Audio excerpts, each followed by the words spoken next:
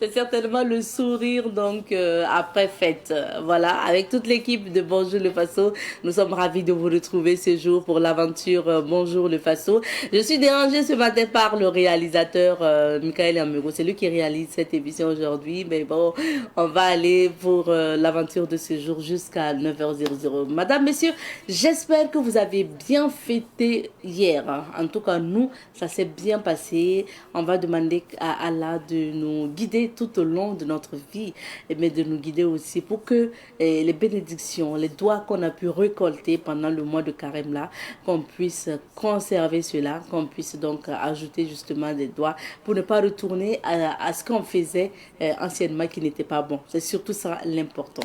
Bonjour, bienvenue à Bonjour le Faso. Et aujourd'hui, dans la rubrique invité du jour, nous allons parler de protection des installations électriques.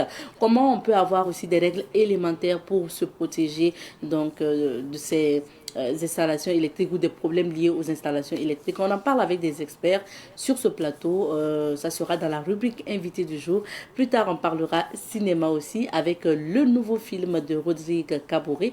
Rodrigue Kabouré qui est réalisateur, producteur, distributeur de films. Avec lui, on parle de son film Lyon. Voilà.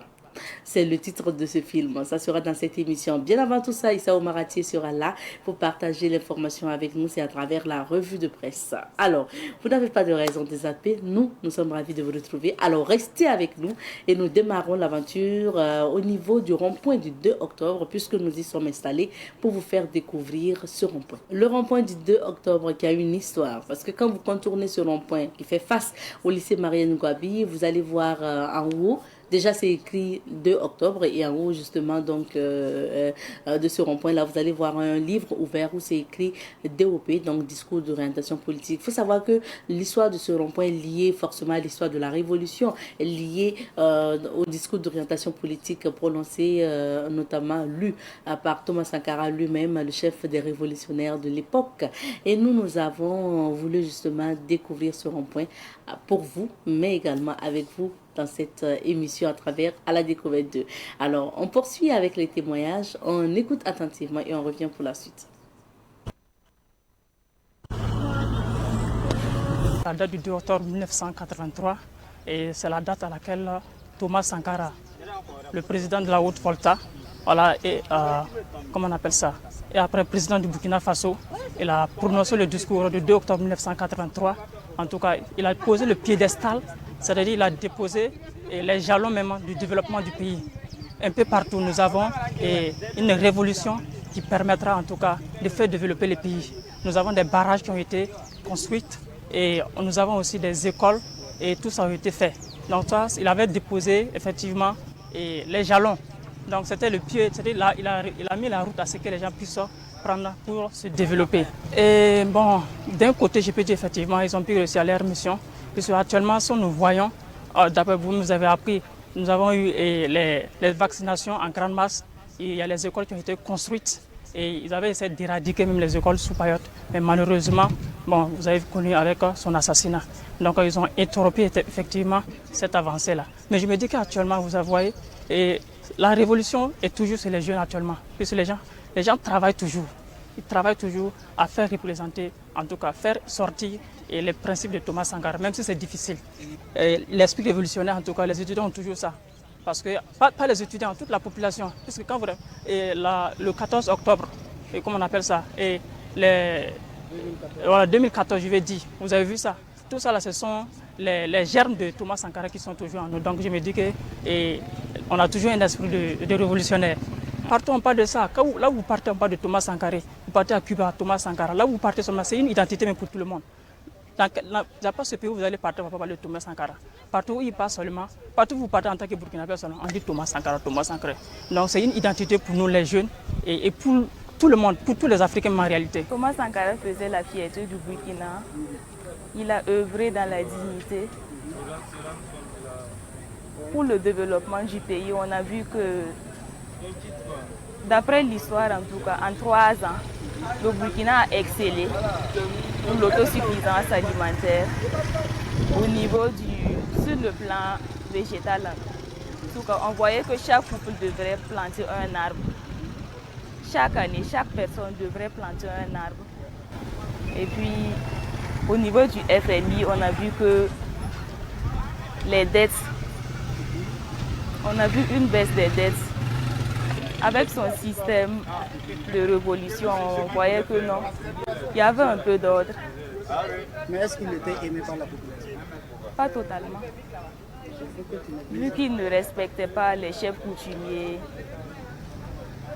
Bon, et puis on voyait que non, l'armée, je ne me rappelle pas du nom en tout cas, on disait que l'armée, au niveau de l'armée ne laissait pas la population. Et puis au niveau de l'éducation, on voyait que non, qu'il a licencié des enseignants qui ont voulu se révolter.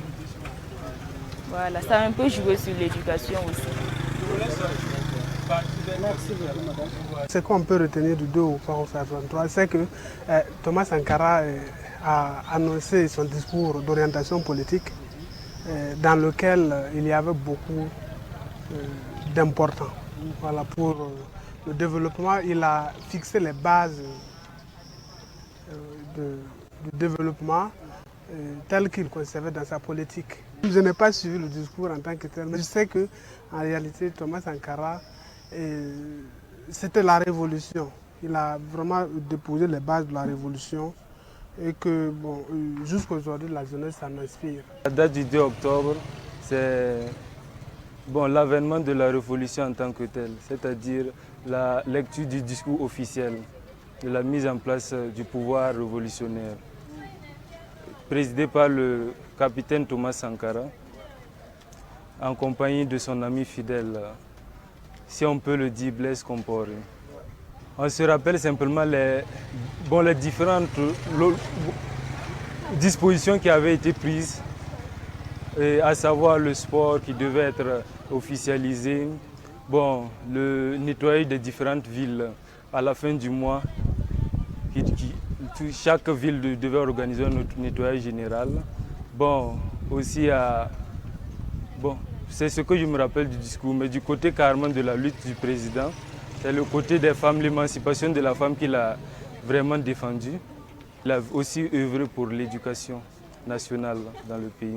Et la valorisation aussi de notre coton, le Faso d'Anfani, c'était son pouvoir, d'où chaque vendredi, si je me rappelle bien, aussi, de ce que j'ai entendu, tous les fonctionnaires devaient se mettre en Faso d'Anfani.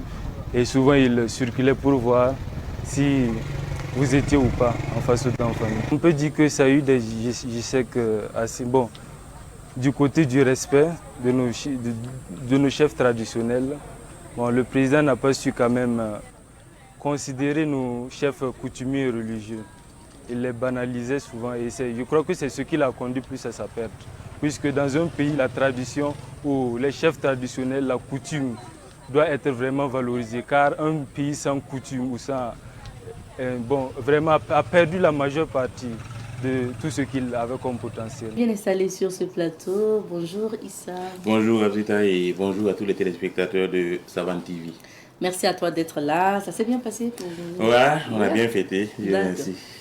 On découvre les titres. Voilà, on va commencer par l'Observateur Palga qui titre à sa une Ramadan 2024 fêté, mais n'arrêtez pas d'invoquer Allah pour le retour de la paix au Burkina Faso et agriculture à l'eau Pékin.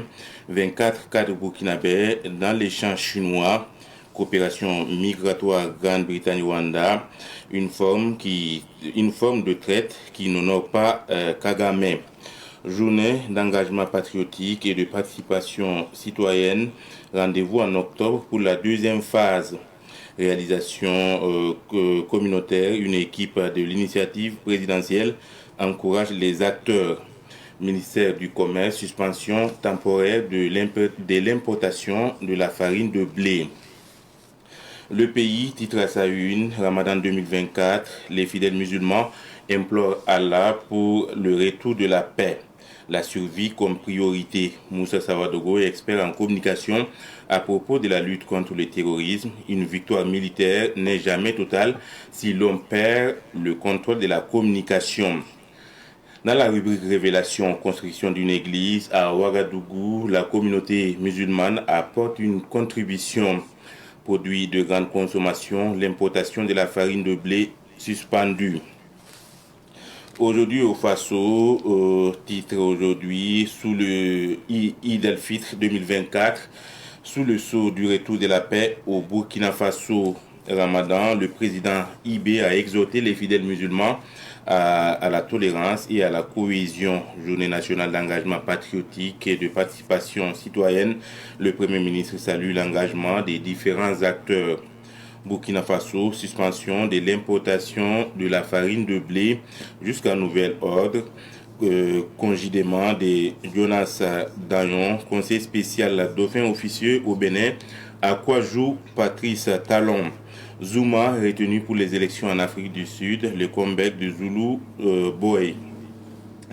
La France et France FA, le ministre séjourné renvoie les Africains à leurs responsabilités législatives et locales fixées au 29 avril au Togo. Belle manœuvre de fort l'opposition pugnace mais Kanzi. L'Express du Faso au Ramadan 2024, les fidèles ont prié pour l'unité nationale à Bobo-Dioulasso. À Banfora, on a prié pour la paix et pour une bonne campagne agricole. Prière après une pluie bienfaisante à Orodara. Autant le dire, c'est une rubrique donc, dans la sobriété et la prière, on fête désormais au Burkina Faso. La Chine fait un don de vivre à la FAIB. Affaire Maître Hervé Cam, sitting le 12 avril à la Sûreté. Affaire faux bulletin de salaire à la Sofitex, l'ex-DG Wilfried Amigo saura son sort le 6 mai 2024. Le quotidien titre à sa une, prière de l'Aïd el-Fitr à Ouagadougou, les fidèles invités à prier pour le retour de la paix et de la sécurité au Burkina. Jules César Ouangré, porte-parole de l'association Jeunesse Citoyenne pour la Souveraineté, le FDR, veut s'aimer le chaos et saper les réalisations de la transition. Journée nationale d'engagement patriotique et de participation citoyenne, 1,5 million de francs CFA pour récompenser le meilleur engagement citoyen. Bobo-Dioulasso, les Ouaïens réaffirment leur soutien au capitaine Ibrahim Traoré. Et puis Sud-Ouaya, pour terminer, Ramadan 2024, la communauté musulmane invoque Allah pour la paix. Valorisation des résultats de la recherche, des présidents d'université visitent le site à Bagré. Conduite de la transition, la veille citoyenne du Yatenga réaffirme son soutien. Coopération bilatérale, Moscou veut dynamiser son ambassade à Ouagadougou. Et puis dans la rubrique au coin du palais, il vole des rouleaux de cuivre pour réparer donc son portable. Un couple accusé d'espionnage. Les dockers donc bagarreurs. Journée nationale d'engagement patriotique. Le Premier ministre satisfait de la première phase. L'autre regard, c'est une autre rubrique également, la phase hideuse du Burkinabé. Après ça, c'est tout donc pour les unes des quotidiens du jour. Merci bien, Issa. On revient sur quelques sujets d'actualité et puis bien sûr l'actualité a été marquée hier par la prière des fidèles musulmans, donc à l'occasion de Ramadan. Oui, effectivement, il y a eu plusieurs points donc de prières hier. La communauté musulmane a prié à la place de la nation à Ouagadougou. Le mouvement sunnite a prié sur le terrain donc jusqu'à la salle de conférence de Ouaga 2000. Le CFI a prié au terrain donc d'Abou Boukari à l'université Joseph Kizerbo. Donc en tout cas, dans tous ces donc, points de prière, les musulmans ont prié pour le retour donc, de la paix et la sécurité au Burkina Faso. Et donc tous les sermons étaient donc axés sur cette actualité, donc le retour de la paix et la sécurité au Burkina Faso. Et puis bon, le président de la communauté musulmane, Elhadji Moussa Kouanda, donc après donc la prière, a appelé les Burkinabés à se mettre en tout cas derrière la transition pour en tout cas acheminer ce qui est déjà en train d'être fait sur le terrain de la lutte contre le terrorisme au Burkina Faso. Et bien sûr, en tout cas, vivement la paix au Burkina. Et à travers les images aussi, on voit que comme d'habitude, la communauté chrétienne aussi. Oui, en tout cas, c'est comme à l'accoutumée, en tout cas, les chrétiens étaient présents et en plus, les membres du gouvernement étaient un peu partout, à la place de la nation, à Ouaga 2000. En tout cas, c'était des fortes délégations donc, qui ont représenté le gouvernement, des musulmans comme les non-musulmans. En tout cas, c'était une image très belle à voir. En tout cas, ça fait le tour des réseaux comme chaque année, en tout cas, quand il y a des fêtes musulmanes. Merci bien. Issa, on passe au deuxième sujet. Le gouvernement a suspendu l'importation de blé au Burkina. Effectivement, c'est dans un communiqué en date du 9 avril 2024, c'est avant-hier. Donc, le ministre du Commerce a donc suspendu l'importation du blé au Burkina. En tout cas, sans donner des détails, les raisons. Donc, y compris également l'autorisation, puisqu'avant l'importation du blé était soumise à une autorisation spéciale d'importation. Maintenant, même l'autorisation est suspendue. Donc, on attend d'ici là, peut-être, on aura des éclaircissements sur cette décision. Bon, d'autres ont pensé que c'est parce que le Burkina commence à produire son propre blé. Mais bon, ce n'est pas le cas, en tout cas pas dans le communiqué. Ça n'a pas été mentionné. Donc, on attend d'ici là pour avoir plus de précisions et les raisons qui ont motivé donc, cette décision. Ok. Et l'actualité internationale nous conduit maintenant au Mali. Oui, au Mali, en tout cas, le gouvernement a décidé hier de suspendre, en tout cas en pleine fête, les activités des partis politiques et des organisations donc, de la société civile après leur sortie la fois passée pour réclamer le retour à l'ordre constitutionnel. Donc, toutes les activités sont suspendues. Et puis, curieusement, cela intervient après la sortie de l'imam Diko qui vit désormais en dehors du Mali, qui menaçait en tout cas de rentrer et puis reprendre son activité voilà, pour forcer les militaires donc, à organiser les élections pour un retour à l'ordre constitutionnel. Et dans le même communiqué également, le gouvernement malien a mentionné le renforcement des sécurités dans le périmètre de la présidence à Kati à Bamako. Donc, les Maliens vont assister d'ici là, en tout cas, à un renforcement des dispositifs sécuritaires. Bon, en tout cas, l'actualité évolue un peu plus vite là-bas, puisque la transition est arrivée à son terme depuis plus de 3-4 mois, mais bon, il n'y a pas de signe, en tout cas, qui montre la volonté des autorités de la transition pour organiser donc, les élections. En tout cas, les voix commencent à s'élever. Voilà. Raison pour laquelle le gouvernement a décidé donc de suspendre les activités de tous les partis politiques et les organisations donc de la société civile au Mali.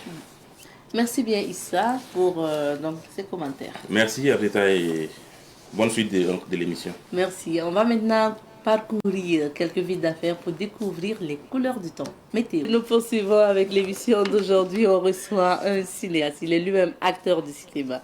Il est producteur, il est réalisateur, il est distributeur de films.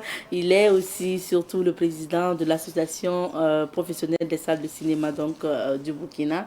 Nous sommes avec Rodrigue Kabouré, que vous connaissez certainement. Bonjour. Bonjour. Comment vous allez? Bien, content d'être sur le plateau de Savane Média. Parce que, comme j'aime le dire, vos téléspectateurs sont également nos cinéphiles. Donc, bonjour à tous les cinéphiles et tous les téléspectateurs de Savane Média. Merci bien. Alors, moi, je me rappelle bien de...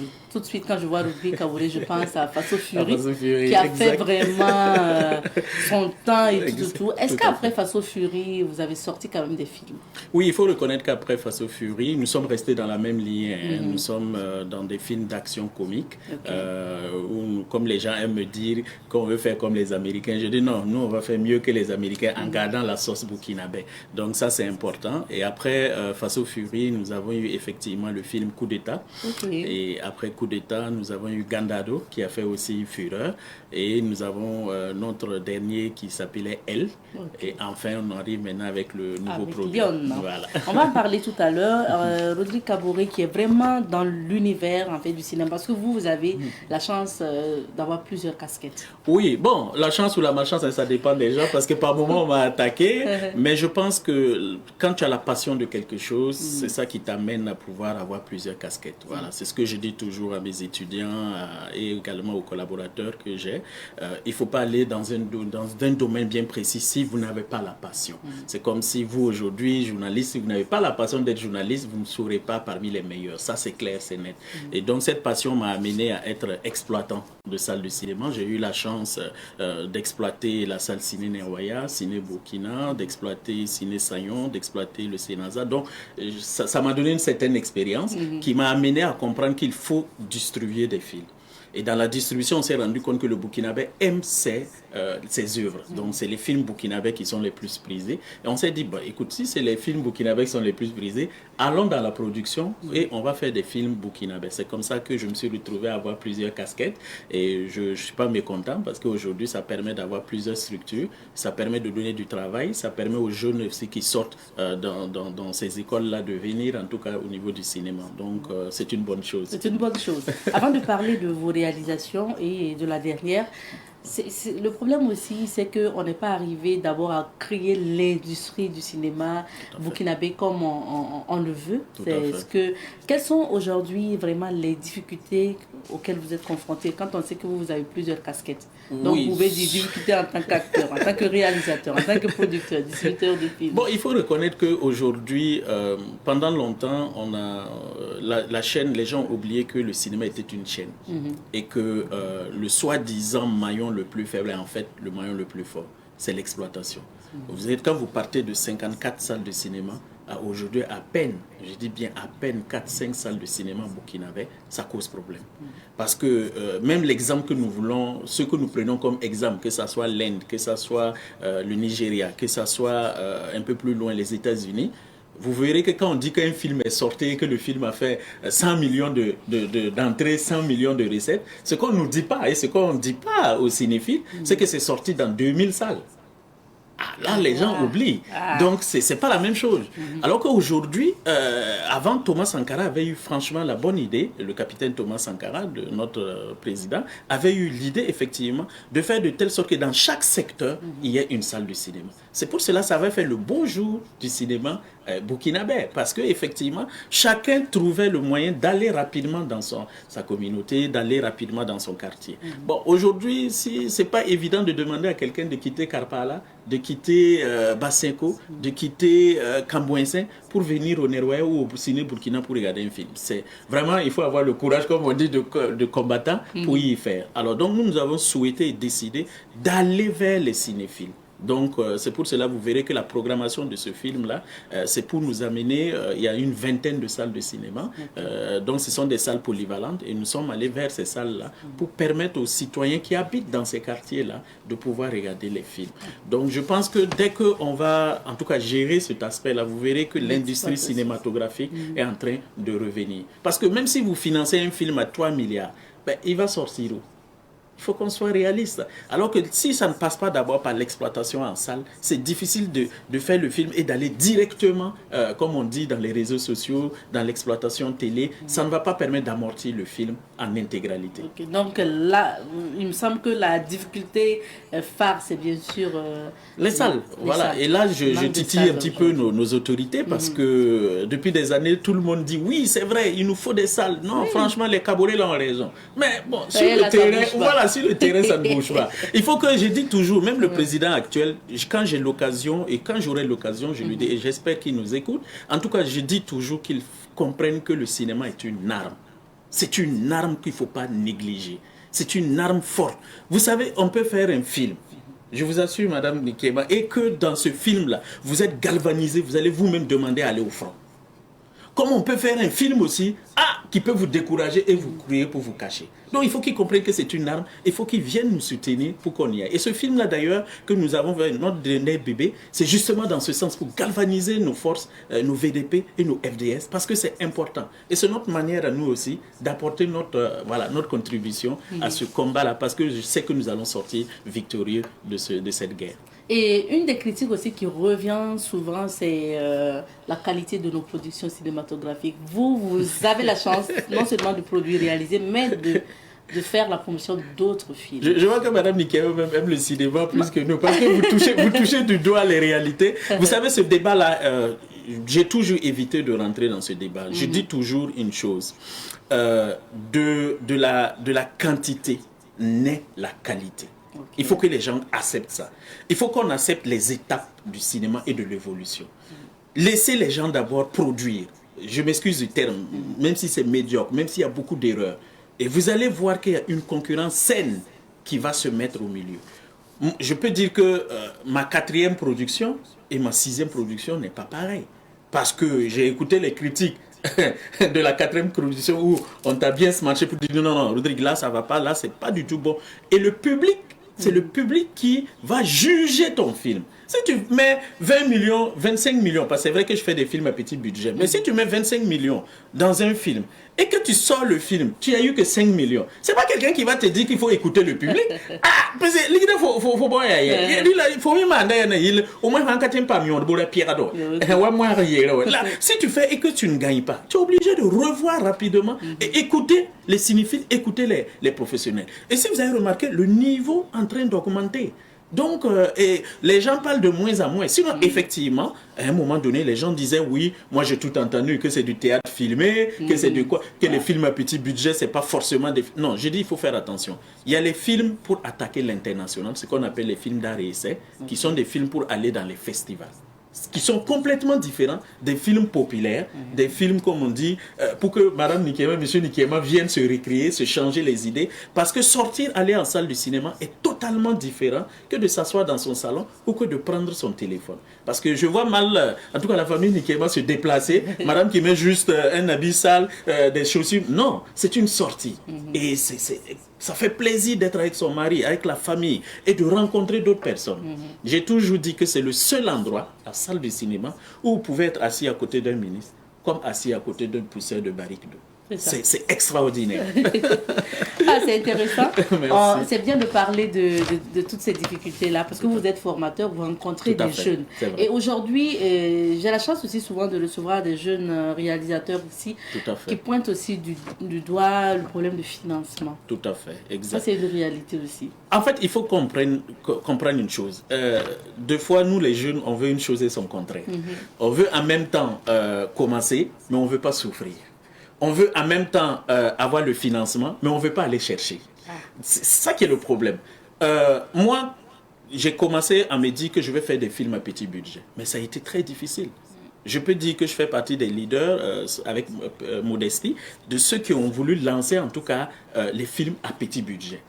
Et quand on a voulu lancer ça, mais ça n'a pas été facile. Puisqu'il faut déjà aller mobiliser ces films à petit budget. Et il faut reconnaître qu'aujourd'hui, quand vous prenez les institutions financières, peu connaissent notre secteur. Donc quand vous arrivez, le banquier te dit automatiquement, pourquoi? Parce que pour lui, il n'a pas la possibilité réelle de dire que le film de M. Kaboré va faire le plein de la salle. Non, c'est subjectif, puisque ça peut marcher. Comme ça peut ne pas marcher. Et un banquier n'aime pas entendre la partie, ça ne va pas marcher. Donc du coup, tu ne vas pas avoir... Malgré même deux fois, on vous demande des garanties, tu peux amener ta garantie immobilière, mais le risque est tellement énorme qu'il ne va pas. Donc, il faut qu'on essaie de retrouver d'autres solutions pour y aller. Qu'est-ce que nous, on a fait? Nous, on est allé voir les grands professionnels, ceux qui sont les grands caméramans, les grands producteurs. On les a dit, nous, on n'a pas les moyens de vous payer vos cachets. Vous allez voir que dans mon film, par exemple, il y a de grands acteurs, comme les Augusta Palenfo, comme les Serge Ouedraogo. En réalité, nous ne sommes pas en mesure de payer leurs cachets. Il faut être honnête. Mais tout dépend de comment tu fais l'approche à l'acteur. Tu lui dis, ça c'est un nouveau système. Nous souhaitons que vous nous accompagniez. Voilà ce que nous on a. Est-ce que vous pourrez nous accompagner? Si ça marche, vous-même vous verrez. Effectivement, beaucoup ont accepté. Pareil pour les techniciens. Il y a des techniciens, moi par exemple, mon chef OP, je dis la vérité. Le chef OP, ça veut dire le chef opérateur, c'est lui qui filme. Je ne suis pas en mesure, dans les films à petit budget, à payer son cachet. Ça, il faut être clair. Parce qu'à lui, seul, son cachet, ce n'est pas moins d'1 million. Si vous voulez prendre une Augusta pareille dans un film, même si je ne vous dis pas, vous savez que le cachet est énorme. Donc, rien que ça, tu ne peux pas faire le film. Donc, mais quand tu vas vers eux et que tu négocies, il faut que les jeunes comprennent. Ils acceptent, ils accompagnent. Ils ont été jeunes aussi. ils ont commencé aussi un début, donc ils n'ont pas oublié. Voilà, il faut que les jeunes acceptent ça, souffrir et accepter aussi même d'eux-mêmes. C'est inévitable. C'est inévitable. Alors, et Pub Néré, je rappelle que vous êtes responsable aussi donc, de Pub Néré. Tout à fait. Et ça se passe bien? Ben, vous savez, les bons commerçants ne disent jamais que c'est 100% bon. Ils te disent toujours qu'on peut toujours améliorer. Je pense qu'on peut toujours améliorer. Pub Néré fait sa voix, continue son parcours dans le monde culturel. Et en tout cas, on a eu des difficultés comme chaque entreprise. Comme j'aime le dire, une entreprise qui n'a pas d'histoire, il faut la craindre. Voilà. Donc, on a notre histoire, on se bat et je pense que ensemble, en tout cas, Pub Néré va continuer à relever les défis. Et ces défis, l'une des défis qu'on va relever bientôt, c'est les séries à petit budget. Ah, nous avons expérimenté jusqu'à 4 films à petit budget et nous souhaitons maintenant attaquer la série à petit budget. Alors, venons-en à l'actualité. On parle de Lyon. Exact. Votre nouvelle production. Tout à fait. Lyon, qu'est-ce qui a motivé d'abord donc l'histoire de ce film? Après, on va découvrir l'histoire. Alors, ce qui m'a motivé, il faut reconnaître que c'est parti d'un constat depuis 4 ans. La souffrance du pays et la souffrance des Burkinabés face à cette guerre. Ça m'a déjà marqué. Et depuis 3-4 ans, je me posais la question, en tant que citoyen burkinabé, en tant qu'homme de culture, qu'est-ce que Rodrigue et qu'est-ce que la production Pub Néré peut faire pour apporter? Nous n'avons pas 100 millions pour aller donner comme d'autres. Nous n'avons pas 50 millions pour aller donner. Mais comme le chef de l'État l'a dit, il faut que chacun pense à voir qu'est-ce qu'il peut faire pour participer à cette victoire. Il ne faut pas que la victoire arrive et puis on demande au Rodrigue là, non. Donc on s'est dit, mais nous, notre arme, c'est le cinéma. On va utiliser notre arme à nous pour effectivement faire mal à ces terroristes. Et ce film-là, justement, c'est un film pour montrer à tous ceux qui veulent aller dans ce secteur de terrorisme, ce n'est pas la bonne chose. Parce que ça finit mal. D'une manière ou d'une autre, ça finit toujours mal. Et donc, et on s'est dit également qu'aujourd'hui, la population du Burkina est à majorité, plus de 50% femmes. Qu'est-ce que la femme burkinabé peut faire dans cette guerre? Elle fait déjà énormément, mais beaucoup ont peur d'aller au front. Qu'est-ce qu'on peut faire? Alors que moi, j'ai eu la chance de côtoyer des femmes qui sont au front, qui font un travail extraordinaire, dont on ne communique pas, dont on ne parle pas. Et ce film également fait ressortir cette partie pour dire attention, nos femmes qu'on est là, qu'on néglige, on pense qu'elles sont qu'au foyer. Attention, hein, elles peuvent, quand elles arrivent au front, par moments, c'est elles qui sont devant. Donc ça, c'est important. Voilà. C'est quoi alors l'histoire de Lyon? Alors, Lyon, c'est une jeune fille, Lyoncela, qui s'appelle Lyoncela, qui, depuis son enfance, a toujours aimé l'armée. On ne sait pas pourquoi. Elle a l'amour, c'est comme je vous ai dit, la passion de l'armée. Le souci, c'est qu'elle est enfant unique, de père comme de mère. Et donc, vous imaginez une fille, enfant unique, qui veut aller dans l'armée. Bon, le papa, comme la maman, sont un peu réticents. Et donc, du coup, elle va se battre, faire on va dire, un contrat, plus ou moins, avec son père, accepter faire les études d'architecture pour son père. Et quand elle va finir, elle va avoir tous ses diplômes. La passion était tellement forte, aider son pays était tellement fort qu'elle va revenir encore dire « il faut que j'aille à l'armée ». Elle est partie à l'armée, elle va se faire sélectionner dans une unité d'élite. Et quand elle va aller dans l'unité d'élite, elle va se rendre compte que à l'armée aussi, il n'y a rien qui est facile, partout il faut se battre. Donc elle va avoir des petits problèmes, mais elle va se battre et elle va aider même ses collègues. Donc je ne vais pas tout dire, bien sûr, on peut pas donner, mais déjà c'est pour vous mettre juste l'eau à la bouche. C'est un film d'action comique et vous allez avoir aussi... Ça c'est vraiment du Rodrigue. Quoi. Oui, voilà, on a fait ressortir aussi les liens de famille parce que moi j'y crois à la famille. Tous les problèmes que nous voyons aujourd'hui quand on parle de la drogue, quand on parle de la prostitution, quand on parle du vagabondage, quand on parle du chômage, pour moi, en tout cas pour moi, Rakissi Ouaba Rodrigue, c'est la famille. Il faut qu'on revienne à la famille. Il faut qu'on trouve un système pour que les gens comprennent que la famille est sacrée. Et que papa, maman, les enfants, tant qu'il n'y a pas une cohésion, une vraie entente dans la famille, quels que soient les trucs que vous allez mettre, ça sera du père. Donc, ce film ressort aussi la force des liens de famille, parce que c'est important. Voilà. Maintenant, on va justement découvrir les acteurs. Vous avez déjà parlé de Augusta Palenfo. On a vu Serge également. Tout à fait. Alors, ce film-là, c'est un peu dans la lignée de Pubnéré. J'ai toujours voulu avoir pallié, en tout cas mettre ensemble sur un plateau les anciens et les jeunes. Parce que pour moi, les anciens doivent permettre aux jeunes aussi de prendre le flambeau. Et pour moi aussi, les jeunes doivent venir s'inspirer de l'expérience des anciens. Et les anciens aussi apprennent, hein, parce qu'il ne faut pas oublier que l'époque changeant, c'est toujours bien aussi d'apprendre. Donc, effectivement, dans ce film, vous avez de grandes stars comme Augusta Palenfo, vous avez Issa Ouedraogo, vous avez Serge Ouedraogo, vous avez Johnny, que tout le monde connaît, qui joue toujours le méchant, mais je vous rassure qu'il n'est pas méchant. Hein. Voilà, il joue toujours le méchant, mais je peux vous rassurer. Et vous avez de nouvelles têtes comme Jamila Clémentine, l'actrice principale qui joue Léoncela.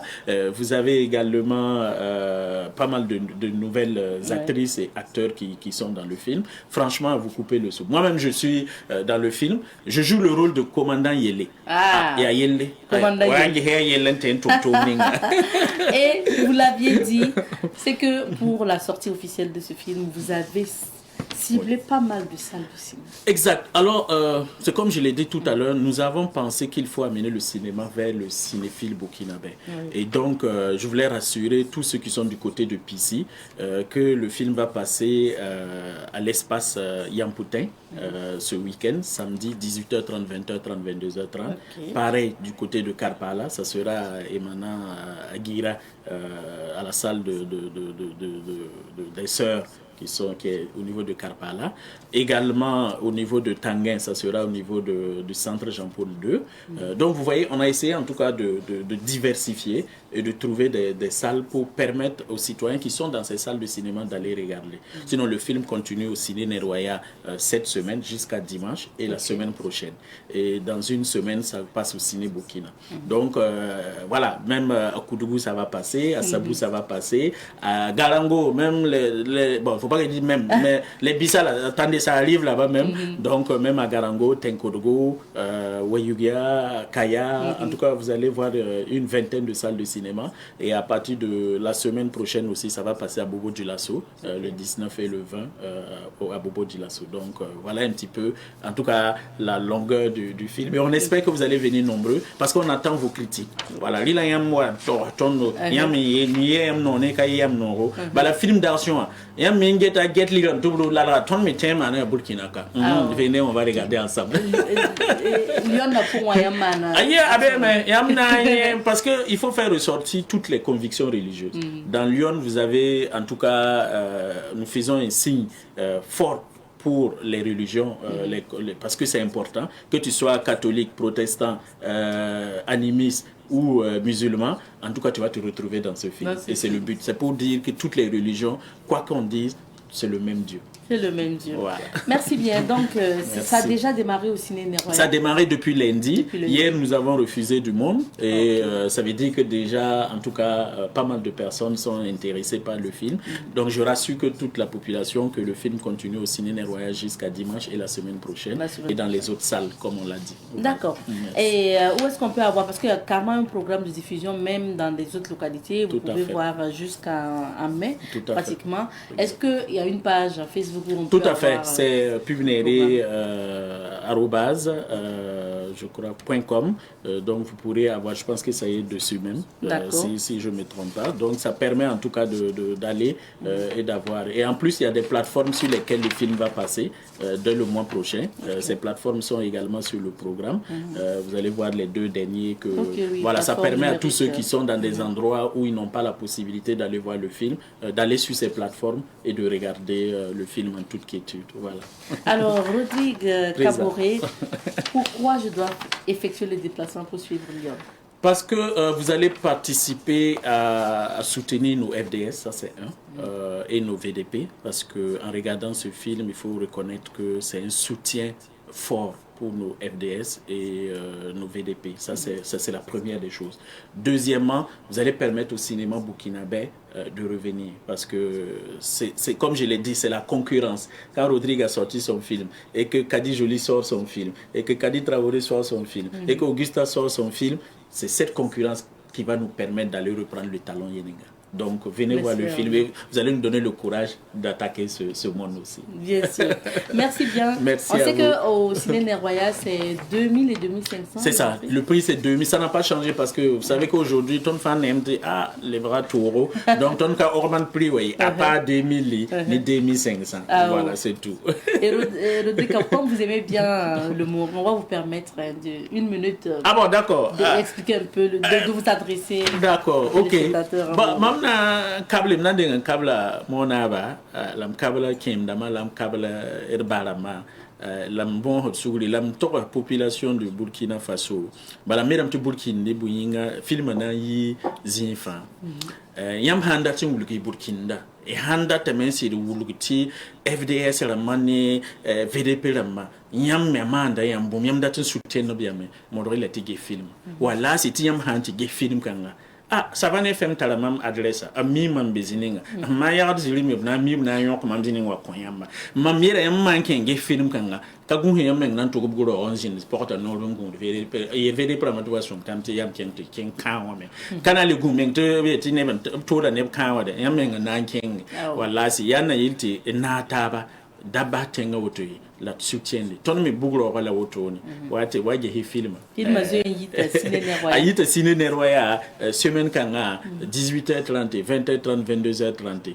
ko be na ne ko bonu fo mi wate nyaka yambe ro waje hede parce que son cinim do ton ne ben wa pam parabe mari ne ben wa pam sidbe mari ne ben wa pam affaire dama mari wa me wa zinni meeting j'ai ça va être directeur des banques ta femme samedi donc quand même merci beaucoup, merci à vous d'être passé, monsieur Rodrigue Kaboré. Nous serons là pour suivre ce film. Je rappelle que Rodrigue Kaboré est donc responsable de Pubméré, bien sûr. Il est lui-même comédien, réalisateur, producteur, distributeur de films et président donc de l'association professionnelle des salles de cinéma du Burkina. On s'arrête ici pour cet entretien. On marque une petite pause et on revient.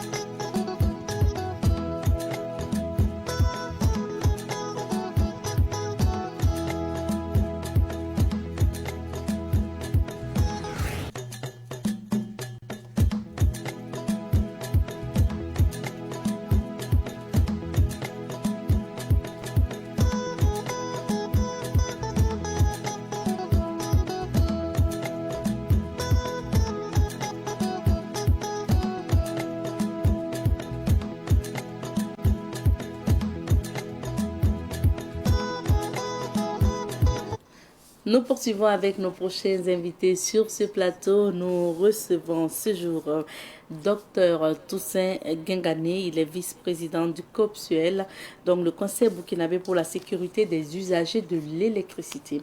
Bonjour docteur. Bonjour. Bienvenue. Merci beaucoup. Vous êtes venu accompagné de Dr Daouda Oupda, président du comité scientifique du COPSUEL. Bonjour, docteur. Bonjour, madame. Bienvenue. Merci. Ça s'est bien passé à Ramadan hier? Oui, ça s'est très bien passé. Ah, alhamdulillah. Merci bien. Alors, docteur Gengane, pour parler du COPSUEL. Déjà, commencez par nous présenter le COPSUEL. Qu'est-ce que vous faites? Ok. Donc, le COPSUEL, qui est le comité burkinabé pour la sécurité des usagers en électricité, est un comité qui a été créé par des jeunes burkinabés pour assurer la sécurité en électricité des usagers et des biens et la conservation des biens. Alors donc, il faut dire que ce constat a été fait dans un contexte où on remarque qu'au Burkina Faso, de plus en plus, on a des incendies qui sont d'origine électrique. Voilà. Également, il y a des études qui ont été faites dans la ville de Koudougou pour la détection des défauts dans les maisons. Et c'est avéré que, en fait, à l'issue de cette étude, il y a eu des réponses, il y a eu des résultats qui sont sortis de là. Et de ces résultats, tout cela nous a amené en fait à dire pourquoi ne pas créer une association pour vraiment pallier à ce problème qui devient de plus en plus récurrent en fait. Voilà. Et puis en s'inspirant aussi des pays voisins comme la Côte d'Ivoire et le Sénégal qui ont déjà ce comité en place qui s'occupe en fait de la sécurité des usagers et de la conservation des biens. Donc on s'est inspiré de tout ça pour vraiment mettre ça en place au Burkina Faso. Donc l'objectif c'est la sécurité. C'est la sécurité des personnes, des usagers en électricité et la conservation des biens. Des biens. Voilà. Maintenant, qui sont les membres en fait du COPSUEL? Qu'est-ce qu'on retrouve comme membre? Donc il faut dire que le COPSUEL est composé d'un conseil d'administration qui est composé d'environ 8 membres. Ok. Mais je vais parler surtout des profils en fait. Est-ce que c'est des électriciens, des physiciens, des scientifiques? Donc il faut dire que quand on parle d'usagers en électricité, tout le monde est concerné. Tout le monde est concerné. Et donc dans l'équipe, il y a du tout, il y a des anciens chercheurs, il y a des artisans électriciens, et il y a des personnes aussi, voilà, des personnes physiques, des usagers en électricité qui décident aussi de nous accompagner aussi dans ce secteur en fait. Donc tout le monde est acteur. Maintenant pour revenir, docteur Oupda, pour revenir au problème en lien avec l'électricité au Burkina Faso, généralement, quelles sont les difficultés qu'on rencontre en lien avec l'électricité? Merci pour la parole.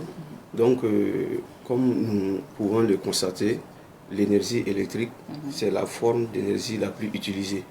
Donc, on l'utilise un peu partout pour le transport, pour le chauffage des maisons et la communication. Bref, dans nos différentes activités, nous avons besoin de l'électricité. Maintenant, souvent, on ignore les problèmes, les dangers qui peuvent provenir de cette énergie-là. Voilà, donc, les dangers sont d'ordre allant de l'électrocution, l'électrisation, jusqu'aux incendies. Oui, malheureusement. D'accord, on va donner des règles élémentaires, vous allez donner des conseils aux téléspectateurs tout à l'heure. Mais loger un comité scientifique au sein de cette association, de quoi va s'occuper en fait le comité scientifique? Voilà, merci beaucoup. Je pense que voilà, c'est une première fois au Burkina d'avoir une association effectivement qui intègre en son sein un comité scientifique. Voilà, et vraiment nous apprécions le président pour sa bonne vision d'intégrer effectivement le comité scientifique. Et le comité scientifique doit effectivement réfléchir sur les questions et proposer des solutions à partir des études. Donc on peut faire des études de prévision, comme nous pouvons aussi mener des études des problèmes actuels que nous connaissions dans le domaine de l'énergie électrique. Bon, ok, parce que quand vous parlez de problèmes actuels, moi je pense surtout par exemple au délestage aujourd'hui. C'est vrai que vous le savez, hein, pour ceux qui utilisent l'électricité, savent que c'est difficile. Hein. On peut avoir des coupures d'électricité de 6 heures, de 10 heures. Et quand dans ce cas-là, quels sont les conseils que vous pouvez donner en fait aux populations? Quand il y a trop de délestage comme ça, quelles sont peut-être les règles élémentaires aussi à avoir? Donc, face au délestage, ce qu'on peut conseiller aux usagers, c'est de s'y prendre, protéger les appareils avec du matériel adéquat pour que si toutefois il y a les baisses de tension et si toutefois aussi l'intensité du courant est trop forte pour que nos appareils puissent être protégés. Voilà, il y a aussi le fait que nous devrons aussi éteindre les appareils qui ne nécessitent pas de fonctionnement. Vu que les délassages aussi s'expliquent par le fait que, bon, il y a trop, en période de chaleur, il y a trop de climatiseurs que nous mettons en marche. Il y a trop d'appareils qui ont besoin d'être fonctionnés. Nous voulons conserver nos produits et autres. Bon, tout ce qui ne nécessite pas, qui n'a pas d'importance, il faut les mettre de côté. Si c'est la journée, par exemple, on peut se passer de la lumière. Voilà, se passer de la lumière, ouvrir les fenêtres et autres. Et puis maintenant, bon, les climatiseurs, là, on en a besoin et ça passe. Maintenant, quand vous avez on a parlé tantôt des délestages, quand vous parlez de matériel pour protéger, en fait d'appareils pour protéger nos appareils. Bon, ça fait doublon, mais je vais dire, si moi j'ai une télé ou mon frigo, est-ce que dans l'installation, comment je fais pour protéger, pour que quand il y a des jeux de lumière comme ça, là, ça puisse pas brûler ou ma télé ou mon frigo? Voilà, très bien. On peut prévoir des fusibles de protection installés bien avant notre appareil pour que si toutefois il y a baisse de tension ou une forte intensité du courant, que le fusible coupe le courant. Ça, c'est automatique. Ce qui va permettre, oui, ça peut être automatique, comme ça peut aussi, bon, on peut le programmer d'une certaine manière. Voilà. Bon, moi je suis un peu bleu dedans, hein. Donc ça c'est vraiment de l'installation, c'est les électriciens qui savent comment ça se passe. Donc les techniciens savent.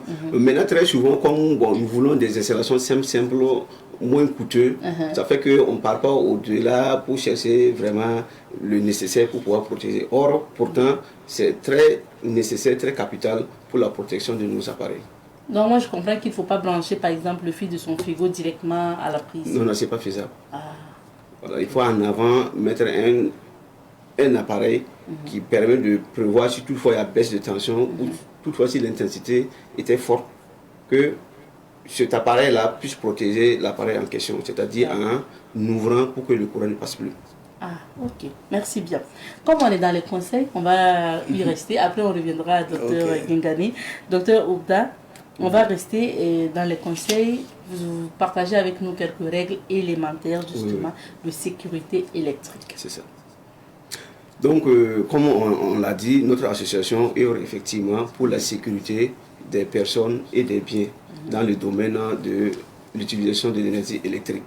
Voilà, c'est effectivement vu les problèmes qui sont récurrents au Burkina concernant dans ce domaine que nous avons essayé de mettre en place le comité scientifique.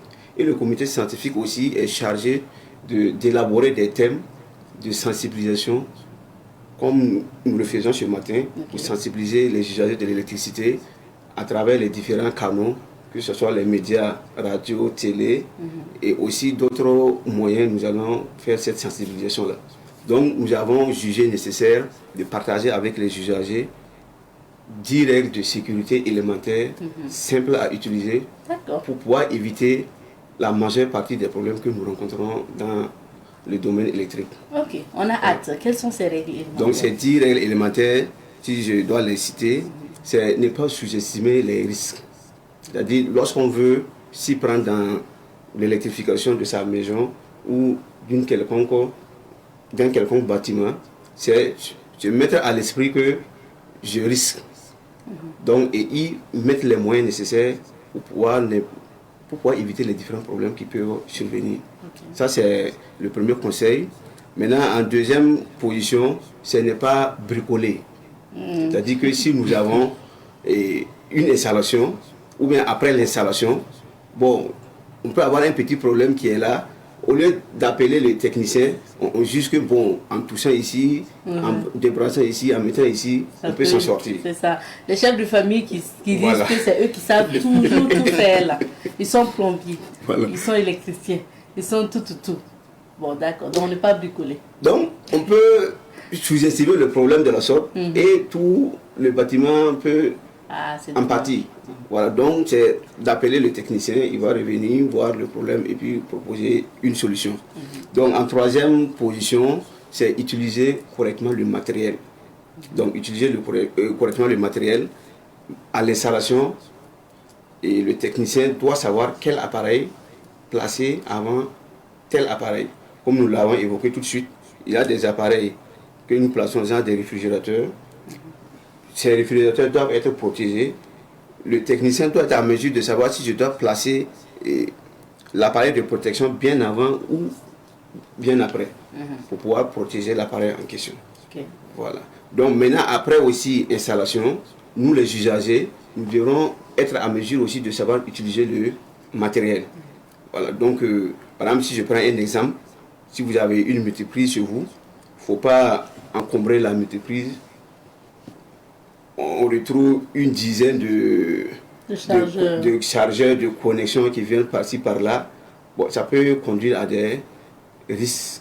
Ah, ça on ne le savait pas, puisque quand on a multiprise, on se dit qu'on a plusieurs ports, donc il faut même exploiter jusqu'à, je ne sais pas, jusqu'à citer. Voilà. Bon, d'accord. Ce qui est bien, il y a différents ports. Dès qu'on arrive à utiliser les différents ports, si le besoin est toujours là, on peut prévoir d'autres multiprises pour pouvoir combler le besoin. Voilà. Maintenant, il ne faut pas surmonter les chargeurs, les trucs, au vu de... Ça peut occasionner un échauffement de l'appareil et conduire à déclencher des incendies. Voilà.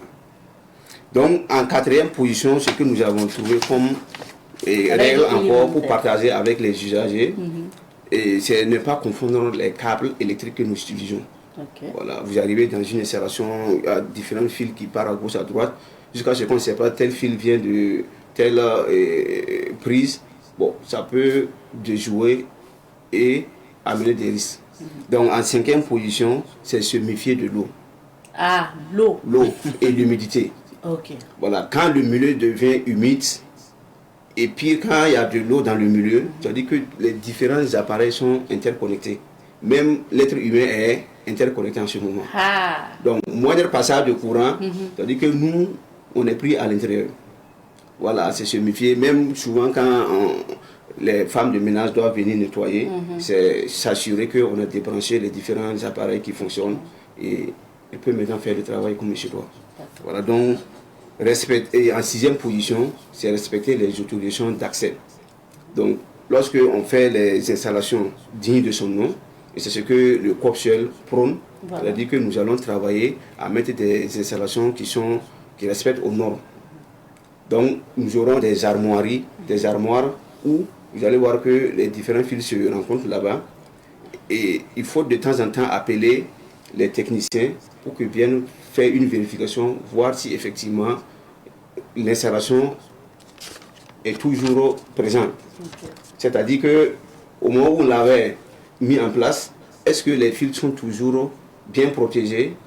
Parce que si moins de choses, si les gaines, c'est-à-dire les gaines qui protègent, qui sont des isolants, s'il y a deux gaines qui sont dénudées, le contact va déclencher des incendies. Ah, ça, il faut faire contrôler. Voilà, il faut faire contrôler de temps en temps. Technicien. C'est ça.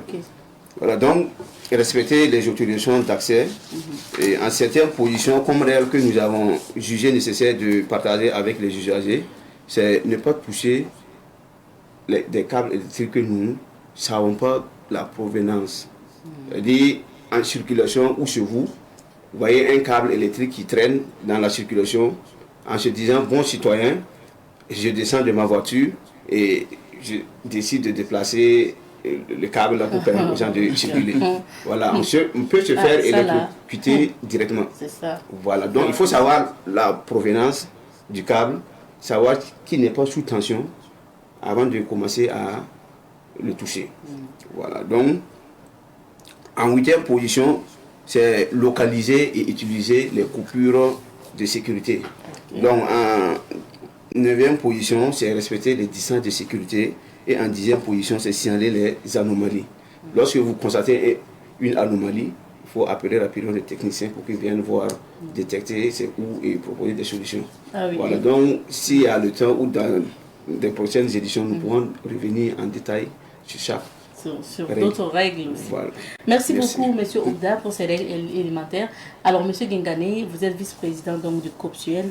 Il a dit, Dr Gengane, en fait, Dr Oubda a dit que l'objectif aussi du COPSUEL, c'est surtout permettre aux ménages aux ménages et aux entreprises d'avoir des installations adéquates et surtout qui respectent les normes. C'est surtout aussi disponibiliser des techniciens qui savent bien faire le travail. Alors, comment trouver un technicien qui sait très bien faire le travail pour minimiser les risques?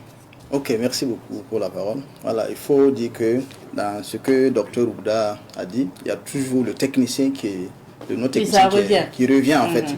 Voilà, donc ça veut dire que ces artisans, en fait, ils sont vraiment en première ligne pour assurer en fait les installations d'abord, la maintenance et même la réparation des systèmes électriques. Donc c'est vraiment des acteurs qui sont très très importants pour la sécurité électrique en fait. Donc pour le COPSUEL, afin de mieux comprendre en fait, de mieux comprendre les réalités de ce secteur et de connaître les besoins et d'améliorer en fait les mesures de sécurité, en fait le COPSUEL a décidé en fait d'initier un recensement de ces acteurs électriciens et qui aura pour objectif en fait d'abord d'évaluer la présence en fait et la répartition de ces artisans électriciens. Donc cela va nous permettre de connaître leur disponibilité en fait et leur accessibilité. Voilà. Donc en deuxième lieu, cela aussi va nous permettre d'évaluer en fait les compétences et les qualifications de ces artisans électriciens. Donc c'est-à-dire que c'est pour mieux comprendre en fait leur niveau d'études et leur niveau d'expertise en fait. Voilà, donc également, cela va permettre d'identifier les besoins en formation et des ressources. Donc avec le recensement, ça va nous permettre de savoir, de pouvoir faire un programme de renforcement des capacités qui sera adapté en fait à leurs exigences spécifiques. Voilà, donc également, cela va promouvoir des pratiques sécuritaires. Donc nous allons aller aussi dans la sensibilisation de ces artisans électriciens aux bonnes pratiques en matière de sécurité électrique. Et ensuite, ce recensement va également va faciliter la mise en relation avec les utilisateurs en fait. Donc ça veut dire que une fois qu'ils sont sur notre base, facilement, ça va permettre en fait aux utilisateurs d'avoir contact en fait facilement avec ces électriciens en fait. Et la dernière c'est le renforcement de capacité de ces artisans électriciens en fait. Donc une fois qu'ils sont sur notre base, nous allons initier des séances de formation pour vraiment des renforcements de capacités pour qu'ils puissent connaître les normes, parce qu'il y a des normes qui existent en fait dans l'utilisation de l'électricité, dans les installations. Donc pour que beaucoup puissent, ceux qui connaissent déjà, c'est déjà bien. Maintenant ceux qui n'ont pas encore ces idées, pour qu'ils puissent renforcer en fait les capacités dans ce domaine qui est vraiment très très important en fait. D'accord, donc voilà. L'idée pour le COPSUEL aujourd'hui, c'est de créer cette base de données là, où on va retrouver donc les techniciens électriciens, donc les artisans électriciens qui ont les compétences nécessaires. Donc ça veut dire que moi aujourd'hui, si j'ai besoin d'un électricien qui pour me rassurer aussi que c'est un électricien qui peut bien faire mon travail ou des installations, je peux contacter le COPSUEL ou consulter la base de données quand elle sera donc disponible pour contacter directement un technicien qui peut venir m'aider pour les installations. Est-ce que vous, pour la base de données, c'est Ouagadougou, mais vous attaquez aussi les autres localités pour le recensement de ces électriciens qui travaillent Donc pour cette base, c'est pour dire que c'est pour tout le Burkina. Tout le Burkina, c'est pas seulement les électriciens de Ouagadougou ni de Bobo, c'est pour tout le Burkina en fait. Donc nous voulons vraiment recadrer ce métier, les regrouper dans une seule base où nous avons les contacts de tout un chacun, les niveaux d'études, tout et tout. Et cela va vraiment permettre de recadrer ce métier en fait. Vous dites aussi que vous allez même d'ailleurs les former, faire un recyclage s'il le faut. Oui. Donc c'est vrai qu'on peut avoir la formation, mais c'est bien aussi de recycler, de rappeler encore d'autres, voilà, de faire d'autres formations en ajout. Alors, pour le COPSUEL, vous êtes à quel niveau en termes donc de mise en place de par exemple ces projets? Bon, pour la base, il faut dire que, bon, en fait, c'est un formulaire de collecte des données, si on va bien raisonner. Okay. Donc, c'est un formulaire de collecte des données. Il faut dire qu'à ce jour, le formulaire est déjà disponible sur la page Facebook de Copsuel. Si vous tapez Copsuel Burkina, vous allez voir qu'il y a un formulaire de collecte. Donc, ces personnes intéressées peuvent aller sur la page et taper automatiquement sur le lien. Et ça va en fait leur conduire sur un formulaire. Donc avec ce formulaire, maintenant, ils peuvent renseigner tout ce qui est là. Voilà.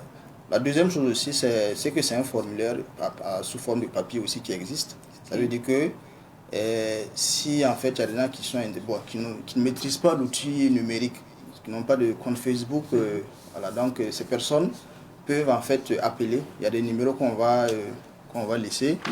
Voilà, ces personnes peuvent appeler sur le numéro et on va en fait leur donner des instructions, peut-être des fichiers papier qu'ils vont remplir directement ou bien avec les instructions on va remplir ça pour eux en fait. Voilà. Nous connaissons, nous, surtout Savane Média, nous connaissons un peu donc la genèse du Copsuel. Donc ça veut dire qu'à la base, c'est surtout la sécurité. Donc, de l'usager. Que ce soit à la maison, que ce soit au sein des entreprises, parce qu'on se rappelle bien que le président du Copsuel, qui est M. Dabiré Cédric, en son temps a proposé comme ça des projets pour visiter les installations à la maison et surtout des visites régulières pour contrôler les installations à la maison et au niveau des entreprises. Là, donc, vous revenez en association, un conseil burkinabé pour la sécurité des usagers de l'électricité, mais c'est toujours le même objectif, la sécurité des usagers, donc que ce soit à la maison, que ce soit au sein des entreprises. Et quoi de plus normal que de pouvoir trouver les électriciens capables donc de faire le travail à travers la base de données que vous mettez en place. Merci bien, on a presque épuisé notre temps. Docteur Oubda, Docteur Oubda, pour finir, qu'est-ce que vous pouvez dire à la population? Bon, pour finir, ce que je dois donner comme conseil à la population, c'est vraiment faire un bon usage de l'électricité qui nous est disponible.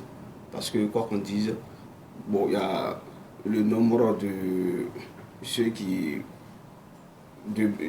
sont dans le besoin qui s'élèvent. Oui, chaque année. Il y a aussi, vous voyez, sur le plan mondial, il y a la crise russo-ukrainienne et israélo-palestinienne qui est là. Donc ça ne fait qu'augmenter le coût des appareils et de production et de fourniture de l'électricité. On va en parler un autre jour, mais ça serait bien aussi qu'on puisse bien exploiter notre soleil. Voilà, là. C'est bien exploiter le peu d'énergie qu'on a et aussi être très regardant et vigilant dans les appareils que nous utilisons à la maison et travailler à les protéger pour se protéger soi-même et protéger tous ceux qui vivent autour de toi. D'accord. Et pendant qu'on parle, on va afficher donc les contacts du Copsuel pour tous ceux qui veulent contacter le Conseil burkinabé pour la sécurité donc des usagers de l'électricité, soit pour s'inscrire sur la base de données du Copsuel, soit pour en tout cas entrer en contact aussi avec un électricien qui puisse savoir bien faire le travail pour des installations.